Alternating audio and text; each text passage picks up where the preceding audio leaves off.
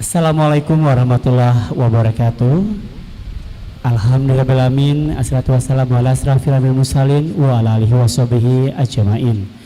Selamat siang para setia Sobat Bang Kalsel yang saat ini menyaksikan live secara langsung di YouTube Bang Kalsel.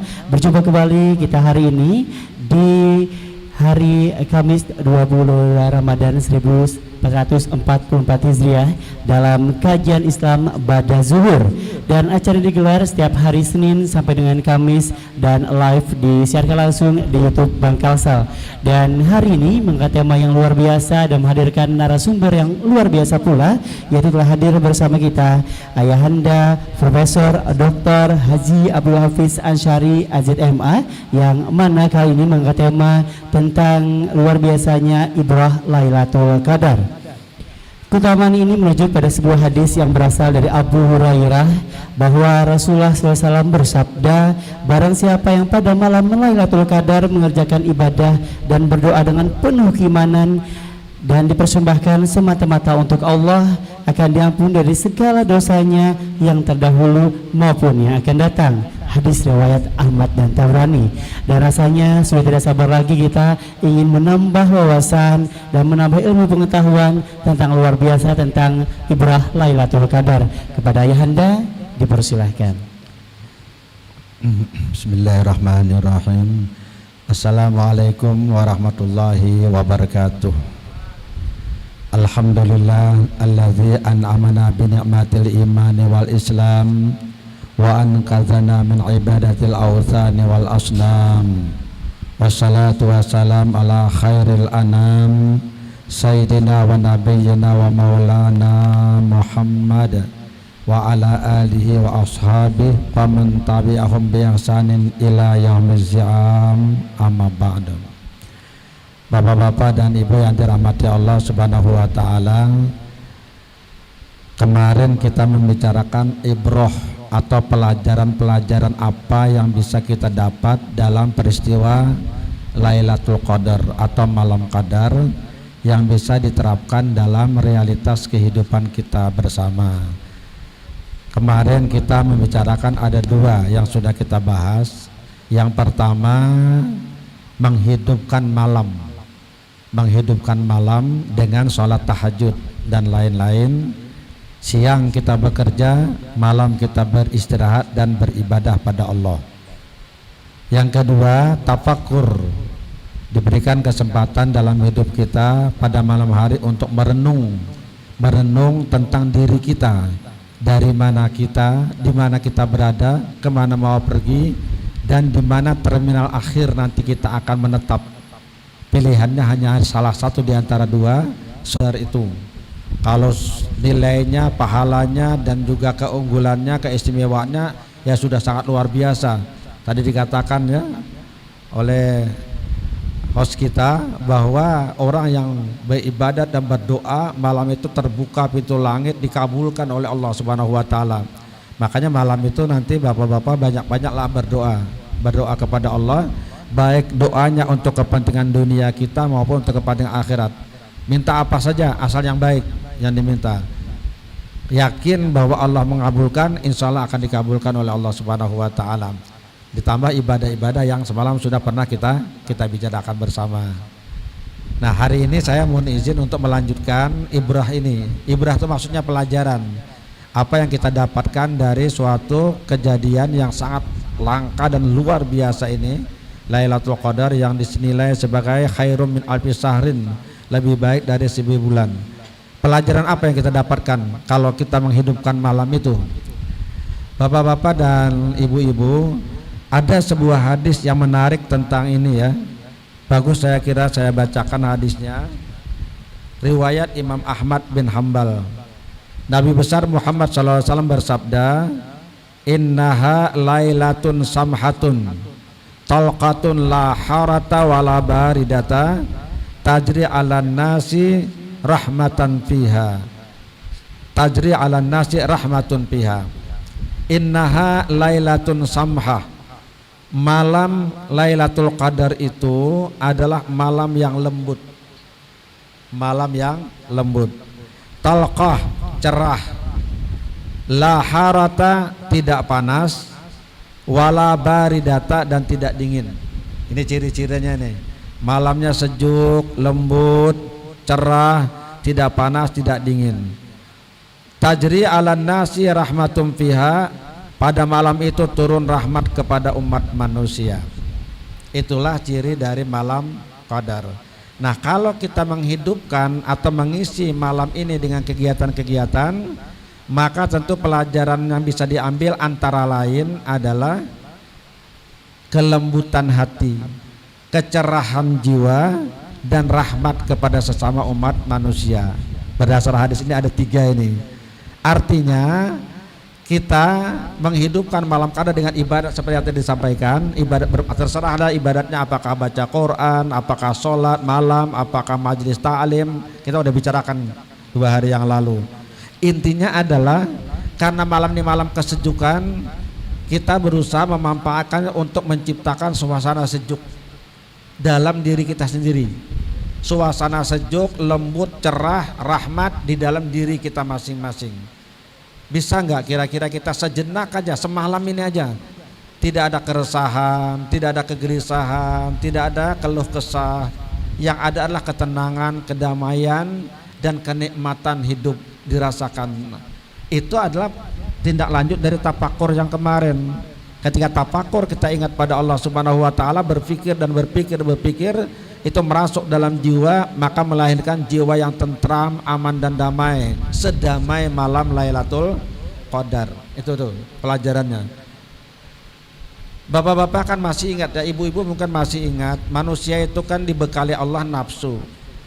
Ulama membagi nafsu itu ada 3 macam. Yang pertama disebut dengan nafsul mutmainnah. Wah, mungkin sering dengar nih, nafsul mutmainnah. Nafsul mutmainnah itu artinya nafsu yang tentram. Mutmainnah itu tentram, damai, yang selalu lapang, sejuk. Apapun masalah yang dihadapi, sebesar apapun persoalan, dia tetap tenang, tentram, aman dan damai. Tidak ada keresahan, tidak ada kegelisahan, tidak ada keluh kesah. Nah, itu adalah malam qadar sebenarnya. Bisa nggak malam qadar tidak hanya sekedar diucapkan sebagai malam yang sejuk? Kalau bisa merasuk dalam hati kita, bukan hanya malam itu, kita harapkan setelah itu pun demikian. Maka kita menghadapi apapun dengan tenang, dengan tentram. Bukan tidak diselesaikan, tapi dengan hati yang lapang, hati yang terbuka. Kalau ini kita miliki, berarti kita mendapatkan namanya nafsul mutmainnah. Inilah yang dipanggil oleh Allah Subhanahu wa taala untuk menempati surganya. Bapak hafalkan dengan ayat itu, a'udzubillahi minasyaitonirrajim, bismillahirrahmanirrahim. Ya ayyatuhan nafsul mutmainnah, irji'i ila rabbiki radiyatan mardiyah, fadkhuli fi ibadi wadkhuli jannati. Wahai nafsu yang tentram, sejuk, lembut, damai, irji'i ila rabbika radiyatan mardiyah, kembalilah engkau kepada Tuhanmu dalam keadaan ridha dan diridai. Wah, luar biasa. Allah panggil irji'i, katalah hei nafsu yang tenang, kembalilah engkau kepada Tuhanmu dalam keadaan ridha dan diridai. Irji'i ila rabbika radiyatan mardiyah. Apa sampai di situ? Tidak, Allah lanjutkan, fadkhuli fi ibadi, masuklah engkau ke dalam hamba-hambaku, wadkhuli jannati, masuklah engkau ke dalam surgaku. Kita boleh juga menyimpulkan kira-kira lah, salah satu ciri orang yang bakal masuk surga adalah memiliki jiwa yang tenang, jiwa yang tentram, setenang dan sedamai malam Lailatul Qadar. Yang kedua ada yang disebut dengan nafsul lawamah. Mungkin Bapak pernah dengar ya, ada mutmainnah, ada lawamah. Kalau nafsul lawamah itu Bapak-bapak, ada ketundukan, ada kemauan untuk melakukan perbaikan atau berbuat baik atau beribadah kepada Allah, tetapi masih tercampur dengan perbuatan dosa dan maksiat. Nafsunya masih menggelora. Kalau kurang waspada, kurang perhatian, bisa tergelincir hanya karena tawaran-tawaran menarik yang indah, misalnya apakah tawaran jabatan, apakah tawaran ya finansial, apakah tawaran maaf lah misalnya Kalau laki-laki ya bibinian, kalau bibinian ya lakian gitu lah kira-kira tuh. Nah, tawaran-tawaran semacam ini sangat mempengaruhi nafsu. Mutmainah nggak masalah, tenang, berapapun dibayar, kalau itu menyimpang tidak akan bergerak. Kalau dia sudah mutmainah, dia tidak tergiur dengan imbalan-imbalan apapun kalau itu menyimpang dari aturan, baik aturan agama maupun aturan negara. Tapi kalau yang lawamah ini masih mungkin bisa, karena posisinya berada di antara nih, tengah-tengah nih, tengah nanti antara nafsul mutmainah dengan nafsul ammarah yang terakhir nanti. Karena itu kalau orang tidak waspada, orang macam ini mula-mulanya baik, sholatnya bagus, ibadatnya bagus, tapi ketika ada tawaran-tawaran tertentu menguntungkan, menggiurkan, bisa tertarik, dia bisa terjerembab, bisa jatuh dia ke dalam dosa dan maksiat. Ini namanya lawamah. Makanya yang lawamah ini terpaksa harus ekstra keras berjuang bagaimana mengendalikan. Sampai ingatlah, ulun pernah cerita bagaimana sikap Nabi. Insya Allah sampai ingat, ulun pernah cerita di sini. Ketika Nabi ini kan mendapat tugas dari Allah untuk menyampaikan ajaran Allah. Ini kan amanah ini dari Tuhan. Sampaikan hai Muhammad kepada keluargamu, wa anzir ashiratakal akrabin. Sampaikan olehmu ya Muhammad, balik ma unzila ilaik, sampaikan kepada umat manusia bahwa tidak ada Tuhan kecuali hanya satu, Allah Subhanahu wa taala, dan seterusnya. Nah, tiba-tiba ketika beliau melakukan ini, menyampaikan kepada umat, orang Quraisy kan marah-marah tuh, berusaha menghalangi. Tetapi beliau tidak pernah bergeser dari sikapnya. Orang-orang Quraisy paham juga, apapun namanya, Nabi Muhammad ini manusia, tentu punya selera, punya hawa nafsu. Ingatlah sampean itu. Untuk menghentikan ini lalu ditawari 3 macam. Tawaran pertama, jabatan. Jabatan ini menggiurkan ternyata lah. Apalagi orang gila jabatannya, dengaran gila jabatan. Wahai Muhammad, itu ya, kalau engkau ingin jabatan yang tinggi, kami angkat engkau pemimpin kota Mekah. Menjadi pemimpin kota Mekah waktu itu bapak-bapak. Ditawarkan. Syaratnya satu aja, tidak usah lagi berdakwah tentang Tuhan. Jangan bicara tentang agama. Pimpinlah kami. Dan jadi apalah, kepala negara lah Mekah waktu, karena Mekah satu negara waktu itu. Yang kedua tawarannya adalah harta kekayaan. Ditawarkan berapapun yang kau minta, kami akan kumpulkan kekayaan di kota Mekah, kami berikan kepadamu. Wah, ini Pak ya, kalau mata duitan ini ya sudah nih, langsung jadi nih. Apalagi syaratnya kan enak itu, cuma berhenti aja, tidur aja di rumah, kami yang ngumpulin harta, kumpul semua. Kemudian yang ketiga tawarannya adalah wanita-wanita. Hei Muhammad, pilih wanita mana aja yang kamu mau, berapapun, bukan 1, 2, 3. Ini yang liur baungan pas banget nih, 3 ditawarin, asal berhenti berdakwah. Bayangkan kalau yang ditawarin punya nafsu lawamah, nah itu ya, udah selesai, nggak sampai ke Bangkalsel Islam itu, berhentilah dia di sana dan selesai, tenggelam bersama tenggelamnya iblis dan setan. Tapi ternyata ditawarin punya nafsul mutmainnah, memiliki kekuatan batin yang sangat luar biasa. Ketika tawaran disampaikan kepada paman beliau Abu Talib sampaikan kepada Nabi Muhammad. Nah, pian sudah ingat nih kisah ini. Saya pernah cerita di sini. Apa yang dijawab oleh Nabi ketika tawaran itu datang? Beliau sangat tegar, sangat tegas menyatakan, wallahi ya ammi, law wada'u samsa ala yamini wal qamara ala yasari li an atruka hadzal amr ma taraktuh hatta yusirahullah au uhlika dunah. Wahai paman, jangankan itu yang mereka tawarkan kepada aku. Andai kata mereka datang membawa matahari, meletakkan matahari di tangan kananku, mereka bawa bulan, letakkan bulan di tangan kiriku, li'an atruka hadzal amr, supaya aku berhenti dari tugas suci ini, ma taraktuh, tidak, aku tidak akan pernah berhenti. Sampai kata Nabi, aku berhasil atau aku mati karenanya. Hatta yusirallah, sampai Tuhan tampakkan kebenaran yang aku bawa, au uhlika dunah, atau aku mati karenanya. Coba Pak, Ini kalau karyawan Bank Kalsel punya sikap kayak kira-kira nih. Berapa aja tawari orang? Kada, pokoknya Bank Kalsel. Wah, mantap perusahaan itu. Karena nafsunya nafsul mutmainnah. Jangan-jangan tawarin sedikit aja. Berapa gerang gajinya di situ sekian, kutambahin separuh. Ayo ampihan kita. Nah, itu misalnya gampang. Nah, mutmainnah itu Pak kada bergeser kalau mutmainnah. Kalau dia yakin itu sudah kebenaran, apa saja kalau perlu bahasa kasarnya diampi hurangin kada apa-apa demi kebenaran. Karena nafsunya mutmainnah. Tapi kalau nafsunya lawamah 50-50 ini. Masih goyah-goyah. Nah, jadi ada dua. Ke arah mana Lailatul Qadar? Ke arah nafsul mutmainnah. Makanya hidupkan malam itu, insya Allah mudah-mudahan dengan doa kita hati kita jadi sejuk. Biasanya kita merasa gerah, merasa nggak tenang, merasa tidak nyaman. Kadang-kadang lingkungan yang nyaman tidak mendukung kita, aneh kan? Udah kamar bersih, tempat tidur berlapis-lapis, berapa tingkat anunya tilamnya tuh nah. AC-nya berhembus dengan bagus. Mestinya tidurnya nyenyak, kok nggak bisa tidur bermalam-malaman? Uang sekian banyak, jadi apa jadinya? Nah, karena nafsunya belum mutmainnah. Kalau mutmainnah nafsunya seharian nggak makan, karena nggak punya, masih tersenyum, malam tidur lebih nyenyak dari orang lain. Nah, karena jiwanya tenang.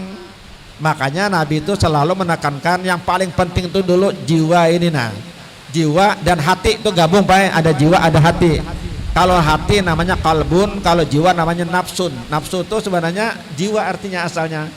Jiwa yang tenang, tentram, damai. Dapatkan di malam qadar ini. Apapun keadaan kita kalau dapat ini insya Allah tersenyum terus Pak. Tidak ada. Apa yang perlu disedihkan yuk? Tidak ada. Karena Allah sudah memberikan lebih dari yang kita perlukan. Saya sering bilang gitu ya. Kita ini diberikan Tuhan lebih dari apa yang kita perlukan. Kita perlu tempat tidur berapa banyaknya? Cukup 1 kali 2 meter. Cukup itu aja Pak. Ada loh orang punya tempat tidur 5 meter persegi. Tidak ada, paling bergulung-gulung. Tapi kita punya kamar lebih besar. Baju yang dipakai cuma 1. Adakah baju lapis 5 nya kada ada? Cukup 1, tapi yang kita punya berapa lemari? Berarti lebih sudah diberikan Allah Subhanahu wa taala. Kita makan cukup 3 kali sehari. Beras kita banyak berapa? 3 bulan bersimpanan. Nah, misalnya. Ayo coba sekarang kembalikan kepada Lailatul Qadar. Malam sejuk, malam lembut, malam cerah, malam penuh dengan rahmat. Caranya ciptakan nafsul mutmainnah.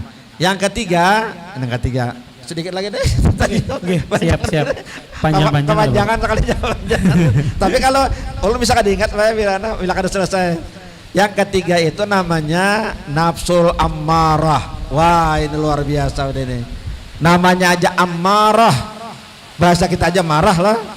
Ini nafsu yang menggebu-gebu biasanya. Nafsu yang tidak pernah puas apapun yang dia dapat. Dia tidak mau dengar soal kebaikan, tidak tahu dengar soal ibadah, nggak mau dengar soal agama, nggak mau tahu soal akhirat, nggak ada urusan itu. Yang penting aku dapat sekarang, aku sukses sekarang. Ini amarah nih Pak. Orang ini cirinya pertama takabur, sombong. Yang kedua loba, tamak ya, loba tamak. Yang ketiga iri hati, pahirian, dengki lawan orang lain. Ketika orang naik jabatan dipindah ke arah tinggi, sakit hati Pak. Itu dia tadudi pada aku begawi inya nang jadi aku mah kada. No, sariknya Pak. Biasanya orang yang iri hati itu cirinya senang lihat orang tidak senang lihat orang senang. Nah, itu bahasanya tuh. Nah, ini nafsunya amarah ini.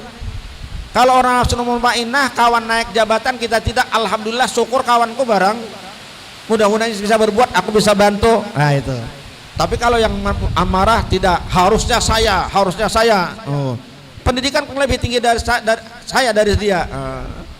Loyalitas lebih loyal saya dari dia. Selalu dia mengatakan dia paling hebat. Dia lupa bahwa dia juga penuh dengan kekurangan. Dan dia lupa bahwa tiap orang diberi Tuhan kelebihan. Semuanya kita ini kan dikasih Tuhan kelebihan nih. Sampai ada istilah itu, kullu syai'in maziyah la tahtakir man dunaka. Setiap sesuatu itu pasti ada kelebihannya. Acin nih banyak kelebihannya yang kita tidak punya. Pak Joko apalagi banyak kelebihannya, Pak Patria banyak kelebihannya, Pak Padri banyak kelebihannya. Setiap kita ini dikasih Tuhan maziyah, ada kelebihan. Cuma kadang-kadang kita tidak tahu potensi diri lah. Karena melihat orang lain yang lebih tinggi, seorang rasa rendah, padahal tidak. Kita ini semua dibara di atas oleh Allah Subhanahu wa taala. La tahtakir man dunak, jangan sekali-kali kau hina orang lain. Nah, jadi 3 ini, Pak. Jangan terjebak kepada nafsul ammarah yang menggebu-gebu bergelora. Ini tidak pernah tenang, Pak. Berapa saja digaji ya, kalau ibarat gajiannya, atau berapa saja hartanya, jangan dikira tenang. Harta kekayaan tidak membuat dia tenang karena nafsunya nafsul ammarah. Kalau nafsul mutmainnah, duitnya banyak, jabatannya tinggi, orangnya sugih, jiwanya tenang. Itu Nabi Sulaiman. Lihat Nabi Sulaiman, siapa yang bisa mengalahkan kekayaan Nabi Sulaiman? Silahkan kaya-kaya Nabi Sulaiman, raja lagi. Dan bukan hanya manusia yang jadi rakyatnya, jin-jin berada di bawah kekuasaan beliau.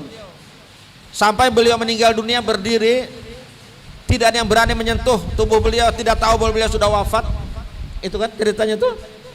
Andai kata tongkat itu tidak lapuk dimakan rayap, beliau rubuh baru orang tahu bahwa meninggal. Karena badan beliau tidak membusuk. Kenapa? Enggak ada yang berani.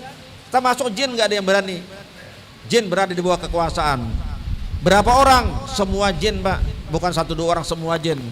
Kita ini kadang-kadang bisa kawan jin seikong gen. Wah, suka benar sudah. Rasa harap benar seikong aja. Nabi Sulaiman semua jin berada di bawah kekuasaannya.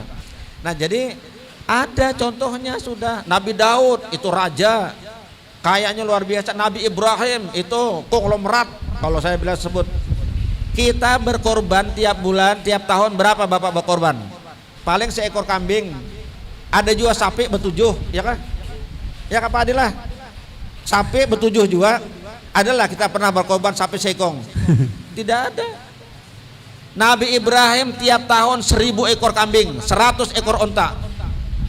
Tiap tahun berkorban seden. Kada tanggung-tanggung. Bahkan Nabi Ismail anak pun siap dikorbankan. Luar biasa kayaknya. Jadi ada aja nabi-nabi yang sugih-sugih, yang kaya-kaya, tapi jiwanya mutmainnah. Apalagi ada bapak-bapak ibu punya istri mutmainnah berdulu. Nah, aman sudah itu. Insya Allah paling kada aku sudah mutmainnah. Sudah milikku mutmainnah. Nah itu. Jadi bukan hanya sakinah, mawaddah, rahmah, tambah satu lagi mutmainnah. Masya Allah. Masya Allah. Sakinah, mawaddah, warahmah, mutmainnah. Satu lagi bertambah. Masya Allah. Ini karena jadi host di wedding ya, perkawinan ada tambahan mutmainnah. Ilmu hanyar. Masya Allah. Alhamdulillah. Luar biasa sekali tentang apa dan juga yang didapatkan dari malam Lailatul Qadar. Kira-kira Ayahanda pertanyaannya, kira-kira pada malam Lailatul Qadar itu ada berapa banyak yang diturunkan Lailatul Qadar di malam itu, dan adakah ciri-ciri khusus orang yang menerima Lailatul Qadar? Apakah ada perubahan signifikan dalam hidupnya atau seperti apa? Mungkin bisa dijabarkan. Tergantung. Jadi kalau kita menemukan pas malam itu, melihat atau tidak melihat itu urusan lain. Wah, ulun bae aja beribadah semalaman, tapi lu kada tahu apakah kadar atau tidak. Yang pasti kalau beribadat malam itu, mengisi malam itu dengan kebaikan, dia akan dapatkan lebih baik dari 1000 bulan. Sudah kita bicarakan 2 hari yang lalu. Nah, sekarang ada nggak ciri-cirinya? Orang lain tidak ada yang tahu, Pak. Kita sendiri. Ciri itu akan muncul nanti di dalam perasaan dan jiwa kita. Jadi kalau kita malam itu misalnya beribadat, kebetulan ketemu Lailatul Qadar dan kita berdoa, tiba-tiba terasa yang tadi, rasa nyaman, rasa lapang, rasa plong, rasa nggak ada beban apa-apa hidup ini. Allah berikan ini pencerahan dalam jiwa yang luar biasa. Semua persoalan itu sepertinya kecil melihat kebesaran Allah di malam Qadar. Nah, kalau kita merasa itu sebenarnya kita sudah masuk. Tidak mesti harus melihat, misalnya kayak kemarin ada yang melihat seolah-olah pohon itu miring misalnya, sujud kepada Tuhan untuk menghormati turunnya malaikat yang ratusan ribu itu berjubel datang ke muka bumi. Tidak itu saja. Biar nggak melihat tidak apa-apa. Kita di dalam kamar sendirian, nggak perlu harus keluar. Cuma memang cirinya kan udah tahu kemarin. Yang pertama tidak panas. Tidak panas. Yang kedua tidak hujan. Tadi disebut tuh sejuk udaranya, tidak mendung. Dilihat ya kalau hujan kayak ini, nah berarti ada ketahuan. Karena besok pagi pulang matahari itu terbit tapi tidak menyengat, tidak apa cerah kayak beringas gitu. Tetap ada mataharinya, awannya pun putih bersih, cerah, tetapi udaranya tidak panas seharian, tidak terasa kita berada di tengah jalan pun tidak merasa panas. Itu menunjukkan malamnya itu malam qadar. Karena ini malam penuh dengan rahmat Allah Subhanahu wa taala. Kalau menurut teori, maaf deh menyampaikan, diperkirakan insya Allah malam Ahad, Pak. Itu perhitungannya berdasarkan apa yang ada mungkin? Kalau hilal kan bisa terlihat, kalau itu mungkin berdasarkan pengalaman orang-orang yang pernah melihat. Oh, iya. Jadi, tapi tolonglah ini kada pasti, karena pengalaman orang berbeda-beda. Cuma ada namanya kaidah menentukan malam qadar. Cuma kalau ini disampaikan jangan diterjemahkan mun kayak itu aja malam tuh aja behimat kena ini bisa lagi. Nah, Allah sengaja memang merahasiakan itu supaya orang setiap malam mengisi dengan ibadat. Ini kaidah ini beda-beda. Yang itu tadi kaidah dari Imam Al-Ghazali. Imam Ghazali saya juga nggak hafal, Pak, jadi bercatat nih. Nah, coba dengarkan. Siapa tahu ada manfaatnya ini. Mudah-mudahan ya. Menurut Imam Ghazali, ini ada teks Arabnya juga ada. Pengalaman beliau menemukan malam qadar itu sangat berhubungan dengan hari apa dimulainya puasa. Hari apa dimulainya puasa? Coba kita lihat. Jika awal puasa jatuh pada hari Ahad atau hari Rabu. Ini kalau istilah beliau itu begini. Fa in kana awaluhu yaumal ahad aw yaumul arbi'a, maka apabila awal puasa itu hari Ahad atau hari Rabu, arbi'atu Rabu, fahiya lailatu tis'in wa isrin, maka berdasarkan pengalaman Lailatul Qadarnya itu pada malam 29. Jadi kalau Ahad atau hari Rabu malam 29. Au yaumal isnin, apabila hari Senin, misalnya lah hari Senin, fahiya lailatu ihda wa isrin, maka Lailatul Qadarnya itu malam ke-21. Kalau hari mulai puasanya hari Senin. Jadi kaidahnya berdasarkan kapan mulai puasa. Kemudian au yaumis sulasa awil jum'ah, apabila dimulai puasa itu hari Selasa atau hari Jumat, Selasa atau Jumat, fahiya lailatul sab'in wa isrin, maka malam 27, malam 27, sab'in wa isrin 27, kalau dimulainya Selasa dan atau hari Jumat. Awil Khamis, kalau puasanya dimulai Kamis, kita salam bila puasa Kamis kalau, nah Kamis ada Jumat kamu mulai, fahiya lailatu hamsin wa isrin, maka Lailatul Qadarnya itu hamsin wa isrin, malam 25. 25 itu pada malam Ahad, malam ini 23, nah malam Sabtu 24, malam 25 malam Ahad. Kalau berdasarkan sidin lah nih Imam Al-Ghazali, pengalaman beliau yang ketemu itu. Kemudian kalau misalnya hari Sabtu mulainya puasa, fahiya lailatul salasin wa isrin, maka Lailatul Qadar itu pada malam ke-23. Kalau Sabtu mulainya. Jadi kaidah ini didasarkan kepada pengalaman. Sekali lagi lah, bisakah ini berbeda? Sangat bisa. Adakah misalnya yang lain yang berbeda? Ya banyak. Ini kan pengalaman, karena tidak ada Nabi menyebutkan. Nabi hanya mengatakan taharru, kata Nabi, carilah Lailatul Qadar. Lailatul Qadar itu pada 10 hari terakhir, pada malam-malam ganjil 10 hari terakhir bulan Ramadan. Ada seorang ulama, Syekh Abdul Hasan As-Sajili, mengatakan wa munzu balagtu sinnar rijal ma patatni lailatul qadri bihazil qaidah al-mazkurah. Sejak aku balik, kata beliau, aku menemukan malam Lailatul Qadar tidak pernah meleset dari kaidah jadwal yang dikatakan Imam Ghazali. Malam Ahad, kalau pray malam Ahad itu kita tidak ada kegiatan, kecuali kegiatannya hanya untuk ibadah kalau mau dapat. Tapi jangan lupa malam ini lah, siapa tahu malam ini kan tahu aja Bang, ini malam 23 deh, ganjil juga. Menurut itu aja kita guringan aja berapa malam Ahad aja yang betul guring pulang sampai hari raya. Jangan kayak itu, kan itu Bang. Ini kan menurut pendapatnya Imam Ghazali berdasarkan pengalaman gitu. Nah, jadi ciri-cirinya antara lain seperti itu, ada ketentraman malam itu, ada kedamaian, tidak ada hiruk pikuk dan macam-macam lah malam itu. Betul-betul damai. Makanya saya bilang tadi, suasana hati kita pun diusahakan paling tidak malam itu barang dulu sehari. Coba damaikan, lepaskan persoalan apapun yang ada, ditinggal, kita hanya menghadap kepada Allah Subhanahu wa taala. Sesekali lah merasa hati itu damai kayak apa, daripada bergolak terus. Hibak sudah pembukaan, kadang makanan lagi, itu kan cukupnya, merasa abut aja masih.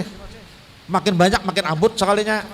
Coba sekarang sudah tenangkan hati, carilah nafsul mutmainnah.